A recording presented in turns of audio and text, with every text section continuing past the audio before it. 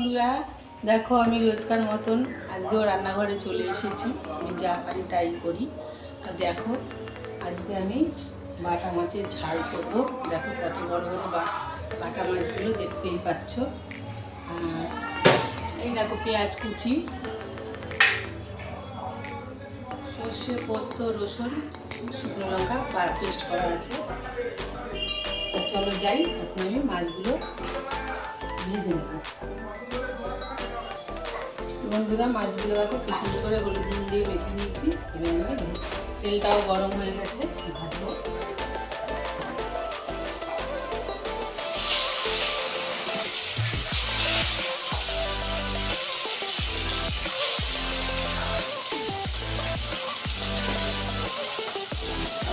দেখতে পাচ্ছ উঠিয়ে দিয়েছি।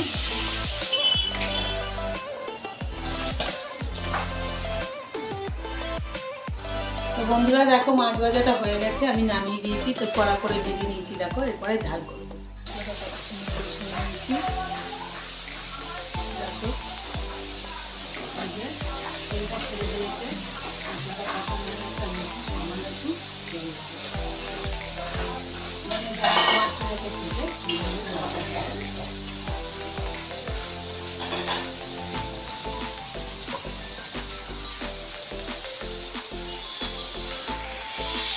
তো বন্ধুরা দেখো মাছের ঝোল দিয়েছি, আমি মাছগুলো দিয়ে দেবো।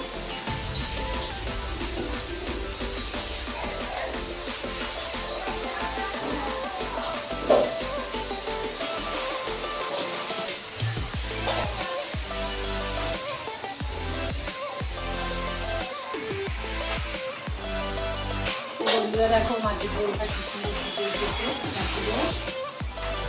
শুকনো হয়ে তেলটা ছেড়ে দেবে, তারপরে নামাবো। তোমাদের যদি ভালো লাগে, আমি যেটা পারি সেটাই জায়গায়, তোমাদের যদি ভালো লাগে লাইক কমেন্ট শেয়ারটা করে দিও। আমার পাশে থেকেও তোমাদের কাছে ভালোবাসাটা চাই, কিছু চাই না। তো বন্ধুরা দেখো মাছের ঝোলটা কি সুন্দর হয়ে গেছে, তেল ছেড়ে দিয়েছে। এখন নামিয়ে দেবো। ধনে পাতাগুলো দিয়ে দিলাম।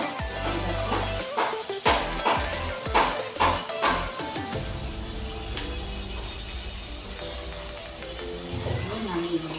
তো বন্ধুরা, তোমাদের যদি ভালো লাগে আমার পাশে থেকে লাইক কমেন্ট ফলো করে দিও, শেয়ারটা করে দিও। আর কেমন হয়েছে কমেন্ট করে জানিও।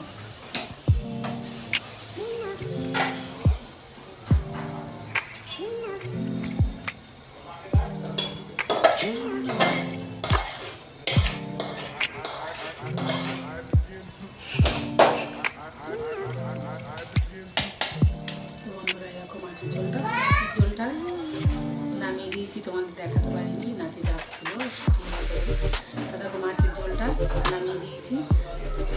তোমাদের ভালো লাগলে কমেন্ট করে জানিও, আর আমার পাশে থাকো। তোমাদের পাঠিয়ে দিয়েছি।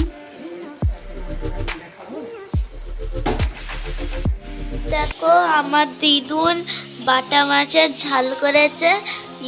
আমার এই মাছটা ঝোল খেতে খুব ভাল লাগে, তো দিদুন ওই জন্য এটা করেছে। আর আমার খুব ভাল লাগে বন্ধুরা। তোমরা চাইলে এটা বাড়িতে ট্রাই করতে পারো বন্ধুরা। তো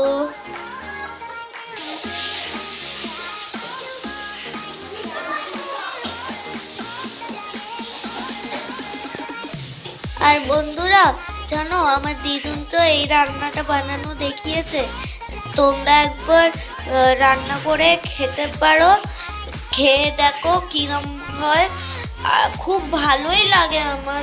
তোমরা একবার ট্রাই করতে পারো বাড়িতে, এটা খুব ভালো জিনিস। আর আমার এই মাছের ঝোলটা খুব ভালো লাগে বন্ধুরা।